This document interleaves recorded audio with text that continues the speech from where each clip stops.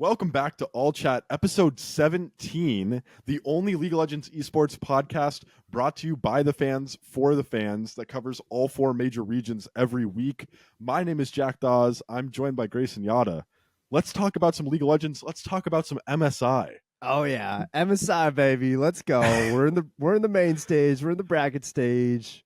Game I'm time. hyped. Yes, Get sir. your game faces on. Oh yeah, oh yeah. I say we just continue where we were just talking. Yeah. Okay. So, yeah. I mean, like we got comments. We were just talking about our player tier list from last week, and where did we leave off? we were talking about like how someone commented today. Oh, Oscar in last. Blah blah blah. Like, yeah, we had Oscar in last. You know, a week and a half ago before playing started. Going into MSI, Oscarinen was pretty much objectively the worst of the major region top laners, right? In LEC finals, that guy was straight dizzy during the lane swaps. He didn't know which way was up, and Fnatic couldn't help him. You know, he was just like perma lost on the map. And for this entire year, like, this has not been his best domestic performance this year. I think towards the end of last year, maybe. He had like a much better looking performance. I don't remember if we acknowledged this or not. Sometimes Oscar goes to international. I think last year he went to international competitions and actually looked better than he did domestically. And we got some of that when they played it was tests BLG. when they Top Esports. Yeah, Top Esports. You're talking about in the past when they played against because Ben was acknowledging him as like a solid laner. Yeah. And we got that again this MSI when they played against Top Esports, and he just giga smurfed on 369 all of a sudden on Camille and put him in the dirt 1v2. Like, that was crazy. But also, we made the list before the tournament started, and he was worse than every other top laner on the list, pretty much objectively. So, I don't know. It's just funny. I still appreciate the comments, but it's just like, yeah, he's last. He was. Yeah. And we caught some flack for Pays over Jackie Love take, which understandable, you know, like Jackie Love's a, you know, storied figure in the ADC realm. But, you know, we're just, personally, I'm high on Pays. I don't know how high you are on Pays, but like it's really interchangeable in my mind. Jackie Love did look pretty sick though in play-ins. Yeah. Jackie looks pretty sick in play-ins, and I know he's been having a really good split.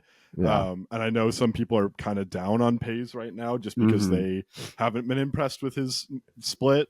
But I'm fully prepared to see Pays be the best AD carry in the tournament once we get into like main stage games. He might not, but he absolutely could be as well. So I don't know.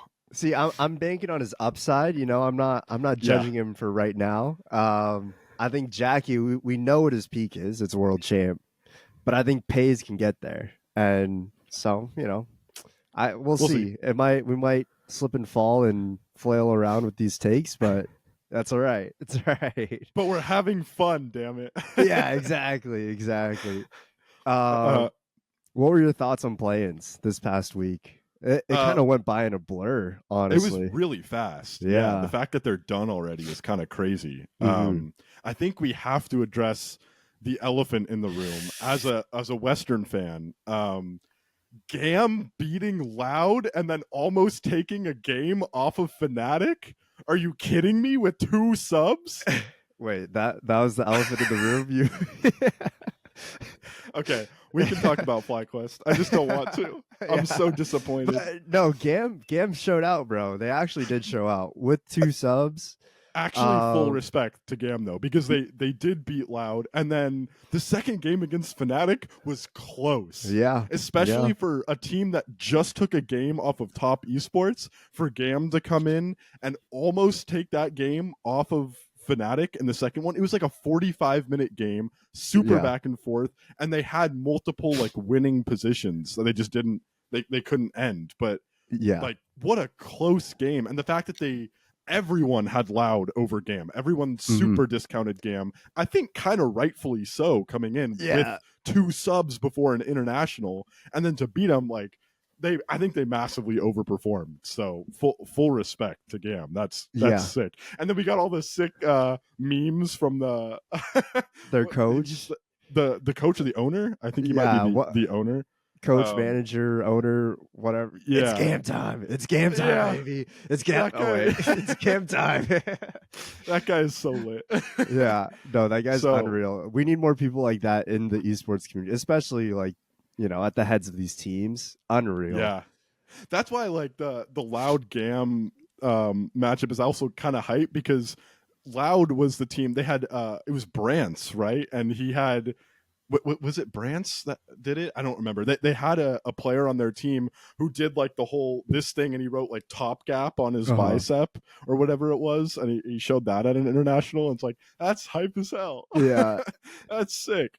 All for bringing more spice and personality to the league community. Yeah, absolutely. And I love seeing minor regions punch up too. Oh, like yeah. I love seeing, you know, good showings from minor regions. So respect. Yeah, Damn I mean, respect. if we want to address it, the PSG punching. I mean, dude, it didn't even look like they were punching up. Really, it just looked like they were beating down on a weak opponent. Dude, I know. Which is Man, tough. I texted you about this. I'm so disappointed in FlyQuest.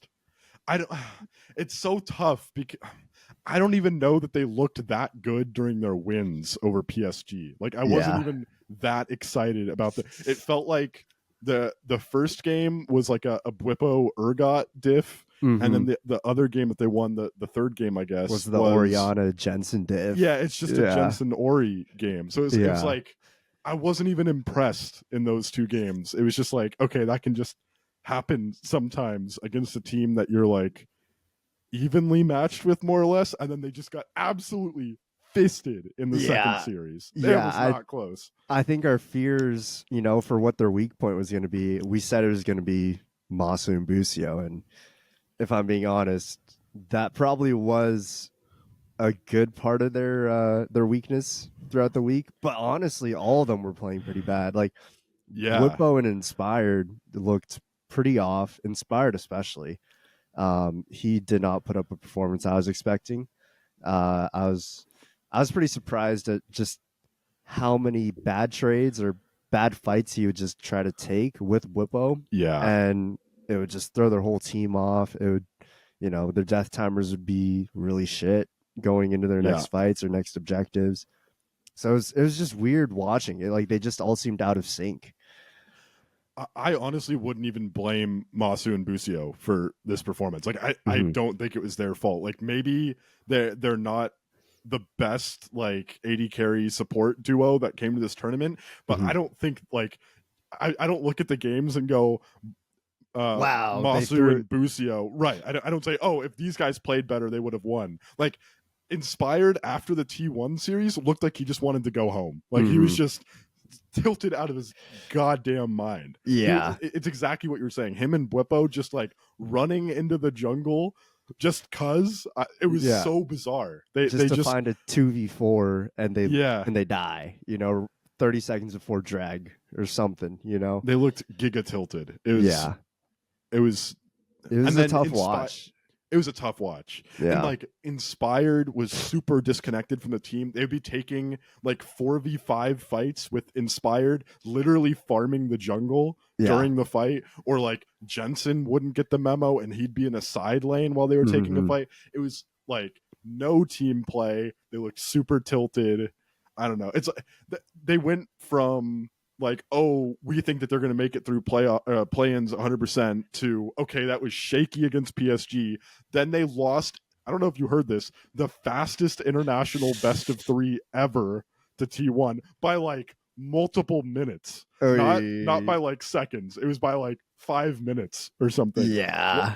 Lost that and then got 2-0'd by PSG. So it was a rough MSI for FlyQuest. We knew that it was going to be obviously them or PSG making it through, but our bias was leaning towards FlyQuest for sure. Yeah. But PSG on the other hand, they look pretty solid, dude. Dude, credit to PSG too. Yeah. Maple albeit, and Gen.G.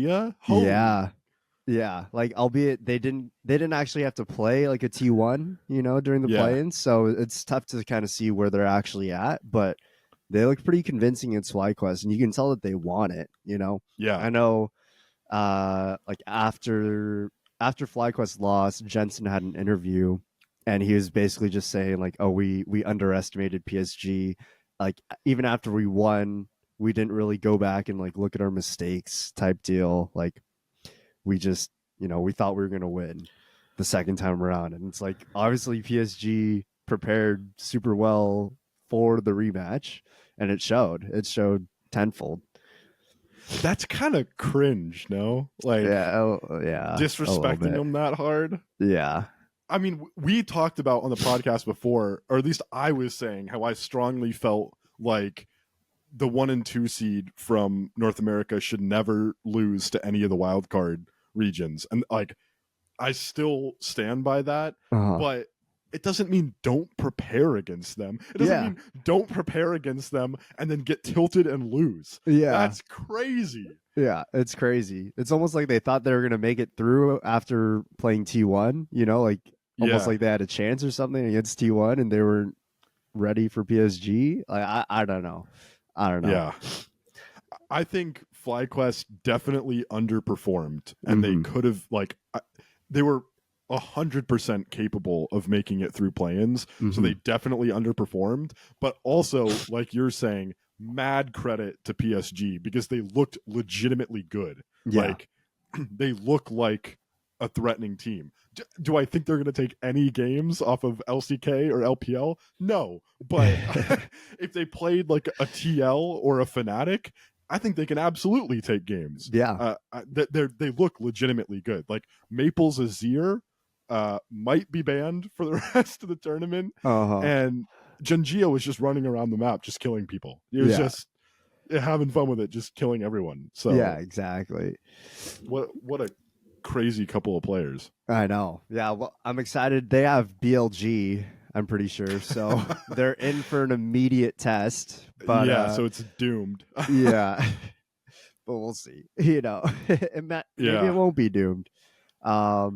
Is there anything else you want to say about play-ins before we get into bracket stage? Honestly, not really. Like we have our 4 teams that made it through. Obviously it was T1, Top Esports, PSG, and then Fnatic.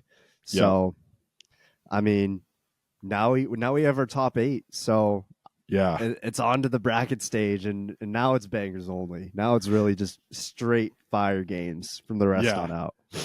So the draw was really interesting. It's both European teams playing both LCK teams, and then Team Liquid playing Top and PSG playing BLG. Yeah. Which makes it really interesting. I think the first round is going to be just a stomp across the board. I think Top Esports is the best option that Team Liquid could have ended up with. For sure. It was Top or T1. Yeah. Right? Yeah. I don't think there's no good option there. No. But we've seen that Top Esports is mortal.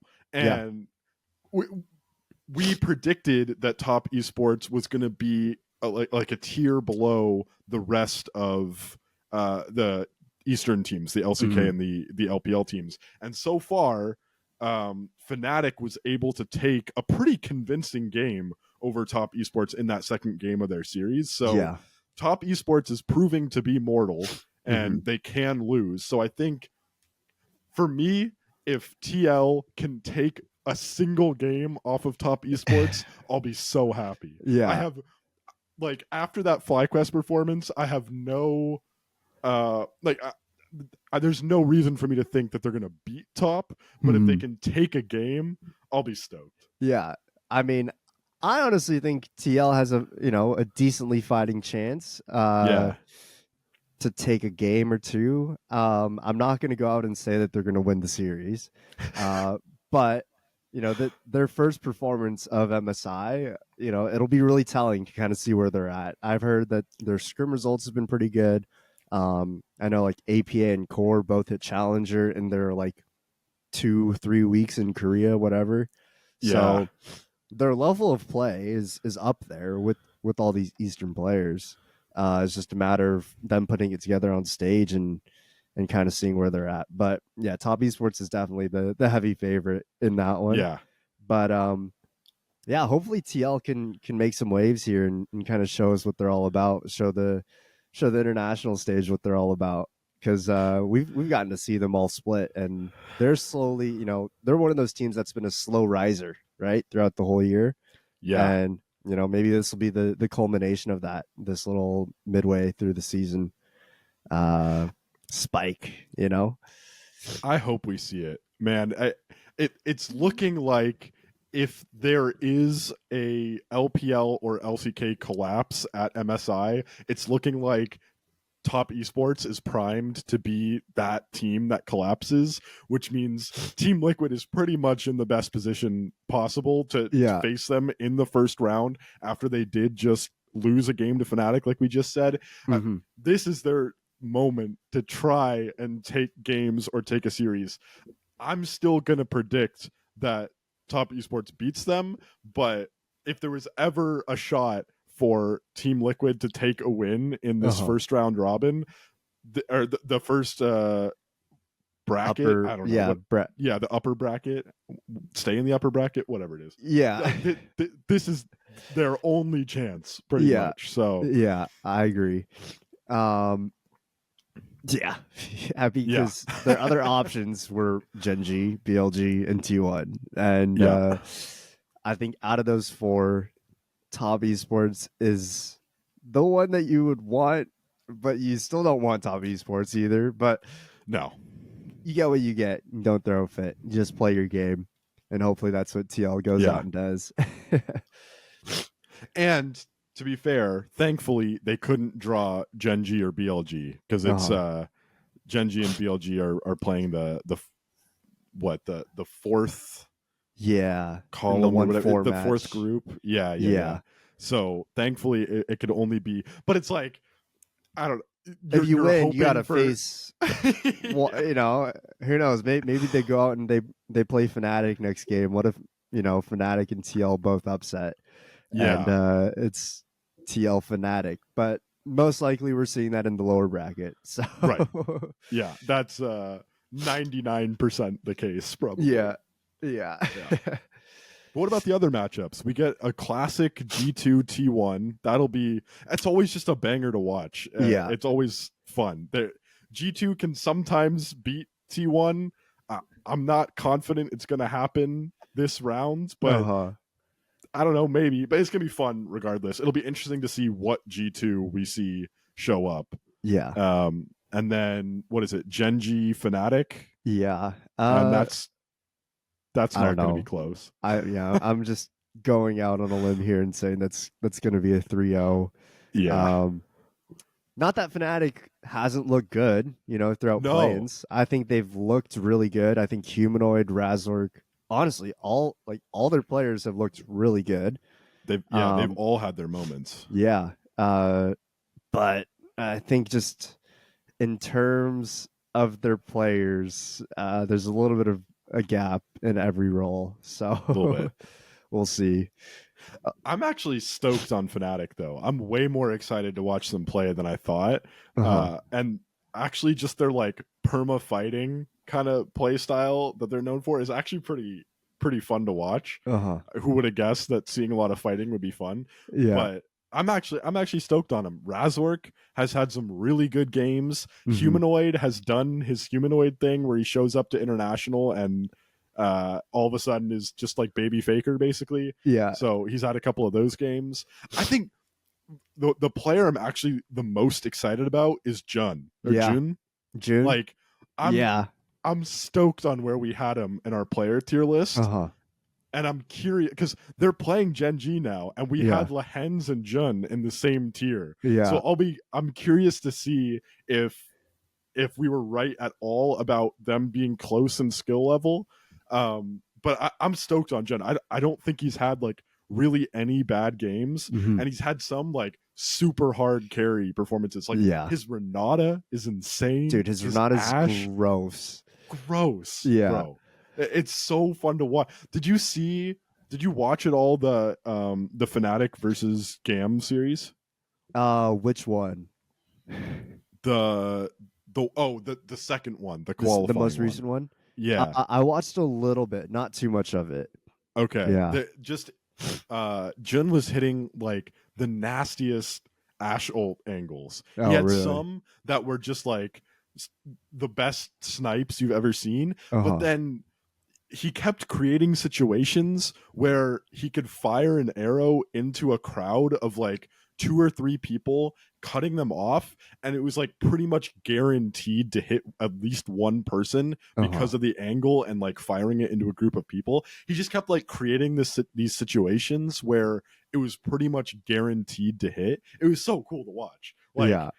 I don't know. I think Jun is super fun Yeah. to see playing. Oh, he's definitely one of the more underrated pieces, especially as he's technically a rookie in the LEC, right? Yeah, Yeah. I think so. Yeah. So, I mean, he's found a new home for sure out at Fnatic because Yeah. he's starting to look really, really sick, especially doing some big things for Fnatic in that end. Yeah. I think it's going to be up to Noah to step up too. He actually stepped up a lot during the GAM series. Oh yeah. He looked clean as hell in the in the GAM series. But you know, now he gets to go against Pays, who's a top tier, better than Jackie Love 83. Yeah, dude. So it's kind of a clash of like ideals too. You know, Gen.G is very much a macro heavy, like kind of like a slow burn type of team. You know, like we're gonna play the game how we want to play, slow it down, create our leads, and Fnatic is just go go go. You know, like it's rare to see one of their games stay under 30 kills. You know, yeah. So it'll be forward interesting. and fight. Yeah, it'll be really interesting to see how that plays out. I'm curious to see if they're going to lane swap as well, since I would say Fnatic is one of like the early, not adopters, but they've been around it for so long. You know, with G2 pulling it out during spring, we didn't really see it at all in LCK, and so I'm kind of curious to see how it plays out. But we'll see which ideal wins in the end here.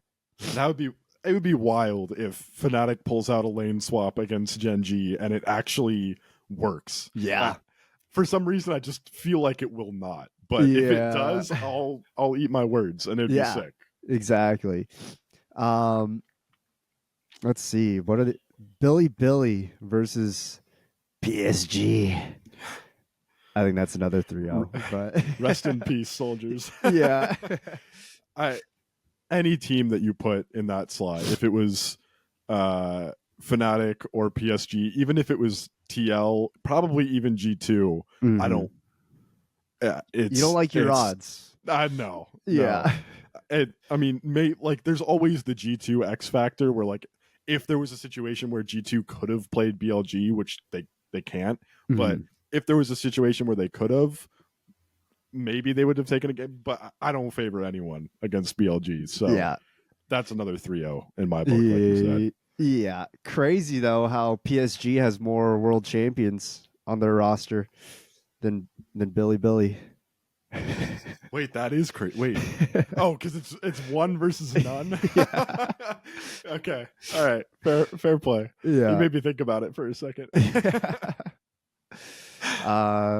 But you know, sub versus main roster players. Jun is disgusting in the jungle as well. I honestly think that's a pretty good matchup, though. I think Jun's definitely a tier above Gen.G. But if we were to redo our player rankings, I would have Gen.G really high right now. Yeah. No, I'm with you. I didn't watch him at all before we came into the tournament, so I had no idea. But him and Maple both look really good. I think. Yeah. I think this will be a nice tester game for them before they get to face either G2 or T1, right? Yeah. Those are the two sides of the bracket, right? So it's TL, Top Esports, Gen.G, Fnatic on one side of the bracket, and then BLG, PSG, G2, T1 on the other side. I think that's right. Yeah. Okay. So Yeah, PSG's either going to get G2 or T1 in their next game, I think, if that's how the lower brackets work. I think that's right. Yeah. Yeah. And, hopefully this will be a good warm up for them against So that higher level competition. Because, they did get to miss out on T1 in the last group. So we'll see. But yeah, no, it's cool that we have a lower bracket too. I think the rest of MSI, the whole tournament so far has been really hype, but there's going to be like no bad games for the rest of MSI because you'll get to see at least one team that you're excited about, I think. And I don't know. I'm excited about all 8 of these teams. Yeah. And having a lower bracket too is so sick. Yeah. People have been asking for a lower bracket for so long at international tournaments, and it's so nice to have because it feels way more legit. If you can, when it's double elim and you can't just lose on a fluke or something like that. I mean, best of 5s are already more forgiving. More honest, maybe is like the right word. Yeah. I think that's a good way to put it. They're more honest than a best of 1 is. Yeah. But having double elimination best of 5s is like, it's hard to be more honest than that. You know? There's a lot of forgiveness there, Yeah. So a lot of chances. Yeah. I'm excited. I think, the last series that we didn't really talk about is the G2 T1 series. And I think that's the highlight of the week, honestly. I think those are probably going to be the 2, maybe not evenly matched teams, but like the one that I could see being the closest, Yeah. That one's always so hard, right? Because right.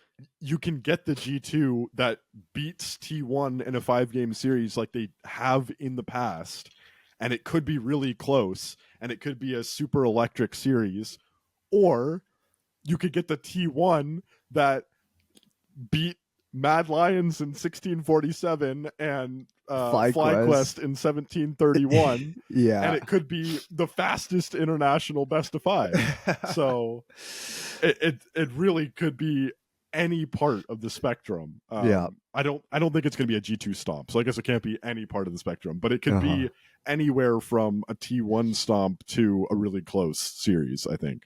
Yeah, I think that's a fair scale to place that series on. Let's not get ahead of ourselves. yeah. The rest of them are going to be, it's either going to be a Gen.G stomp or Gen.G not as big of a stomp, but still a stomp.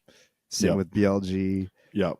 Probably the same with Top Esports, if we're being honest. But I would think at the same time, we don't know the behind the scenes. Like, we don't know how these guys have looked in scrims. We don't know what their current form is. Obviously, we can say a little bit about Top Esports, Fnatic, PSG, and T1, right? But even that, we can't really say too much. Like, was T1 really challenged at all, in the play-ins? No. Like, they're messing around versus Astral, and they wanted to get to dinner when they played FlyQuest. So I really don't know. It's hard to judge where exactly all these teams are until we actually see them play, which starts tonight, which is awesome, which is crazy, right? What do we have tonight? Tonight's TL versus Top Esports. So we're starting out with I think we're gonna start with like the closest series and end with the close series. Like, Oh, nice. Yeah. I'd say if we're ranking the 4 series that we have just to start, it's probably G2 T1 might be the closest, then obviously TL Top Esports. Yeah. And then tie for third. Tie for third where neither are gonna be close at all. And like, I'd love to have spicier takes for this, but at the end of the day, it's really hard not to have that bias towards the Eastern teams just because of how dominant they've looked in their own regions. I've been hurt too many times, Grayson. Yeah. I've been hurt too many times already this tournament. I've been hurt. Yeah. We already lost our other soldier from the NA. So it's tough. It's tough. Yeah. But there's not too much of a hot take to give. Like, I think if you tell me that like Team Liquid is beating Top or G2 is beating T1. That it would be a hot take, but I also think it's kind of delusional. Yeah. So I think we're just like bullshitting for the views, you know, like if we're saying shit like that, you know. You know what? PSG, they're gonna 3-0 Gen.G, bro, or Bilibili. You know? PLG. Yeah. Yeah. No, I think I don't know. If you say that, I don't know if you really believe it. I Yeah. think that's just a little bit of cope. But Yeah, exactly. I will be legitimately excited if we get Team Liquid even taking a game off of Top. If it's a 3-1 series, I'll be happy. I think we're setting the bar really low for TL just because of how FlyQuest looked. Yeah, that's fair. I honestly think it might be a 5-game series, and I do think that TL has a chance. It's not a high one, you know. I'm giving them like single digit odds here, or percentage to win. Also single digit percentage that they, you know, stay within a game.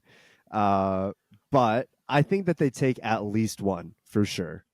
Wow. Yeah. I would love for that to be true. I would love for that. And I guess if Fnatic can take a game off of Top Esports and we go by our own ranking where we put Team Liquid above Fnatic and above FlyQuest, maybe that's true. Maybe we do get a win from Team Liquid. I would love that. That would make my night. They get at least 3 chances to do it. Yeah, true. You know? So they get even more chances than Fnatic. Fnatic made it really interesting, you know. They did. Force a game 3. You know, who knows? Maybe TL comes out hot, they come out flying, and they take game 1. Who knows? But I think it'll all come down to the draft. It'll all come down to the strat and how APA can. I think Cream actually kind of fell off a little bit, you know, from the LPL season. Maybe not falling off is the right word, but maybe there's a little first international jitters, right? Bro, I gotta say, Humanoid gapped Cream, especially in the first 2 games. Both of them, even in the loss, Humanoid gapped Cream. Yeah, it was sick. Yeah, I was like watching Humanoid in that series was sick. Yeah, Humanoid's been looking a little nasty. it wasn't as clean the 3rd game. I don't know if I'd say he gapped him the 3rd game. Probably not.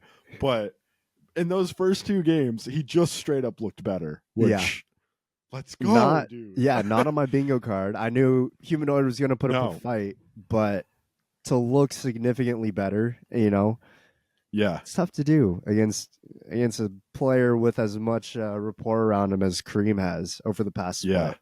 I don't even know if rapport is the right word. I don't even know what it's not, but that's okay. Okay, it's cool. Awesome. Yeah. Wait, what does rapport even mean? I must be you like build rapport with someone. You like, if you're, I don't know how to describe it. I'm on the fly. It's like the way you usually use it is like you got to build rapport with someone, which means you have to like build a relationship where you're like comfortable with each other. Okay. So probably not the right word to use there, but yeah. But anyways, just move on fast. A lot of hype was getting built up around Cream, right? So you know, good on Humanoid for showing out and you know, shown his own skills. You know, putting those on display. Yeah, and you know, who knows? Maybe APA is just gonna do it ride this high wave. Maybe we just get an APA Ziggs game where he just Cream has no idea what to do. You know, he doesn't know what he hit. What hit him? Yeah, we don't know. We'll see. I mean, APA is known for his Aurelion Soul, which is a meta pick right now, and he's got the Ziggs in the pocket. Plus, he's looked really good on Talia in playoffs as well. And Talia's meta. Talia's clean. Yeah, Talia's meta as well. And then he's looked better in general on other picks as well. So who's to say that he won't gap Cream? Exactly. You know? Exactly. Maybe that's a little NA cope again, but I think it's going to Probably. come down to which mid laner plays better, and then obviously how well Yon can stack up against Jackie Love. Well, Yon and Corji Yeah. can stack up against Mako and Jackie. You don't envy anyone who has to play into a Mako Jackie Love bot lane. Yeah. And I have to say, in the Fnatic versus Top Esports series, I don't think that Fnatic had a winning bot lane the whole series. I'm pretty sure it was top side driven the whole time. So I think you're right. I think it's going to be how does APA play, and then what can Umpty and Impact do, and how how stable can Yon and Core JJ try and be? How much can they lose gracefully, or can they stay even? Yeah, just don't give Jackie Love Senna. I don't even think Yon really plays Senna, so like that's fine, right? Yeah, like just ban her out and then give Yon someone that he can play, Yeah, But we'll see. It's going to be really interesting. I think for every series, there's kind of like an X factor that needs to come out for all the underdog teams if they want a chance. Yeah. Obviously, TL, it's kind of APA, honestly. Like I put all my eggs in the APA basket. Like if he's playing well, the whole team's playing well. And then I think Yon as well. I think APA Yon, when those two are hot, the team's hot as well. Because everyone else knows what to do on a macro level. They know like what matchups to take, whatnot. I think Umpty's a really smart jungler. Oh, for sure. But it's going to come down to the individual mechanics of APA and Yon for sure. So Fnatic, all Team Liquid needs is to rely on their two basically rookie players to gap Cream and Jackie Love in an international best of 5, and then they can win. Yeah. I mean, in a way, APA has more international experience than Cream does. And that's true. Yeah. That's true. I don't know what it's worth, but it's true. Yeah.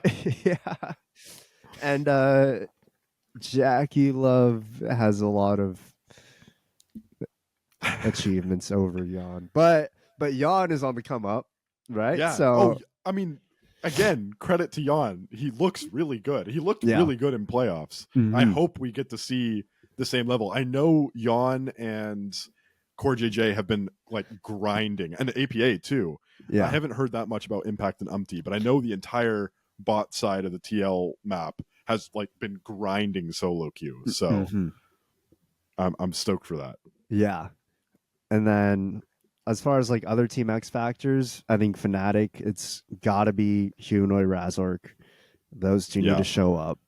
Because same thing, when those two are hot, my God, Fnatic looks good. I think June and Noah and Oscar, they can more or less take care of themselves.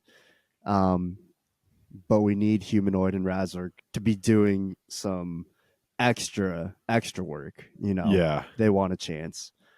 That's so tough though in that matchup though, right? Because Canyon and Chovy, like they need to be like not getting stomped by those two. Yeah. Yeah. Because Humanoid and Razork tend to be the strong points of Fnatic, but we power ranked Canyon and Chovy as #1 in both of their roles respectively. So I don't know. Honestly, for me, I think there's a chance that we see some interesting stuff happen bot lane if Jun can continue to play at the level that he does, and if Noah can continue to step up. Because I've heard that a lot of people are not super high on Pays. Yeah. And I think both of us thought Lehens was probably the worst of the supports that are going to this. Not that he's bad, obviously, but maybe the worst of the 4 LPL LCK supports. Yeah. So I think Jun so far has looked like the best Western support. We haven't seen Core JJ or Mickey play, but he's looked really good. So I think there's a chance we see something happen bot, but I also don't think that bot is Fnatic's strong point. So yeah, I don't my know. main worry there is like I see June as like a super strong like mid game support, you know, where he's like setting up team fights or he's finding picks. But I don't know. I can't say too much about his laning phase. So right. We'll see how they come out once laning phase is over. But I have a feeling that Canyon is just gonna show up bot and screw them over from the start of the game. But who knows? It's a tough one. Yeah, I feel like actually there aren't really like singular X factors on each of these underdog teams. There's just a lot of factors that have to go right for them. Things have to come together for it to happen. It can't just be one player. Yeah. I don't even have anything to say about PSG. Good luck. Good luck. It's BLG. Do what you can. Yeah. And then the G2 T1 series will be interesting. Yeah. Caps is in the best form that he's been in a while. Yeah. And I think Faker is not the highest performing member of T1 right now. So I don't know if I expect to see Caps gapping Faker, but I think it'll be a really interesting mid matchup. And I'm just really curious. I'm mostly just curious to see what G2's form is. Yeah. 100%. I think BB and Zeus, I think that matchup's going to be really interesting as well, just because Zeus has really not looked great. It's hard to judge right now, but everyone's saying he's reincarnated, or the Shy is, kind of reincarnated himself into Zeus. I knew you were going to say that. Yeah. If you didn't bring it up, I was going to. Yeah. And like, there's a recent interview where Zeus is like, "Oh yeah, my favorite players are the Shy and Nuguri." So I don't know. We'll see. So, expect a Vayne top. Yeah. Or like a Quinn top or some shit. I don't know. Yeah. It's so funny watching Kadrill's co-stream of the T1 games that happened, though, because he watched so much of the Shy. He would just like point out things where he's like, Zeus is being the Shy right now. Like, that is the Shy move 100%. And it's so true. Like, he's just doing the Shy. He's just taking notes out of the Shy's playbook. It's so funny. Taking pages, whatever it is. I know. So funny. The thing is, we haven't really seen him have the Shy carry moment yet. So yeah, it's only been like the more negative, parts of the Shy. So we'll see. There's a lot of really strong pieces, though. Owner and Faker do show up at internationals every year. They do. So, and I honestly think Gumayusi does too. Yeah. So there's a lot of strong pieces that G2 is going to have to go through.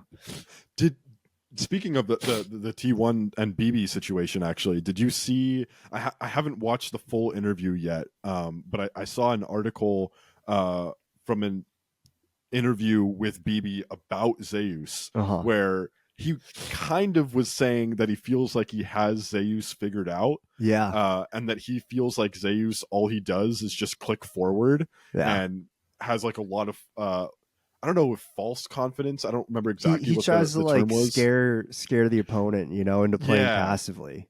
Yeah. So if you respect, I think BB said something like, if you respect him too much, you're going to lose because he's just going to keep like skill checking you and walking forward at you. So I don't know. Maybe BB has the inside scoop on Zeus, and maybe it actually is an interesting top matchup. That would be sick. Yeah, no, 100%. I really want BB to show out and do well. I think. Yeah.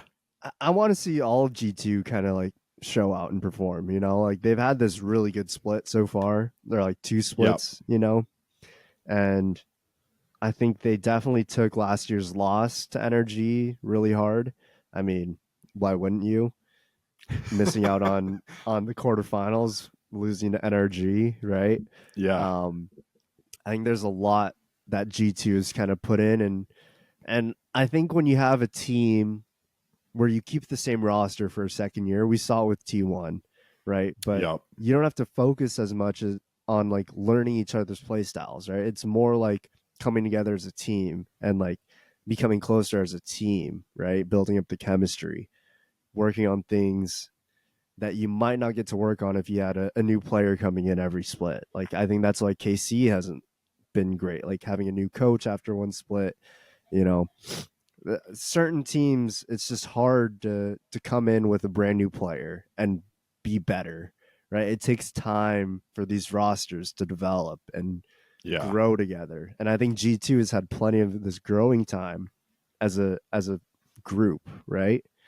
So I hope that by now they're starting to put up better and better results. And obviously it's shown so far in the LEC, but obviously internationals are their goal. Like they look over the LEC, you know? Yeah. Oh, 100%. Yeah. Yeah. But they've won. This is kind of an aside, but there was a couple graphics at the end when they won another trophy where they've won like, I don't know, 75% of the splits since they entered the league or something, or like 2/3 of them or something. So it's like when you're winning that consistently, like you have to be looking farther than that, you know? Yeah, exactly. So we'll see. You know, maybe they'll turn some heads, right? We're all about turning heads here. You know, if you guys aren't tired about it or tired of it, you know, all chat's all about turning heads. And you know, silly teams, silly plays, silly players, turning heads, all that. All that. All chat.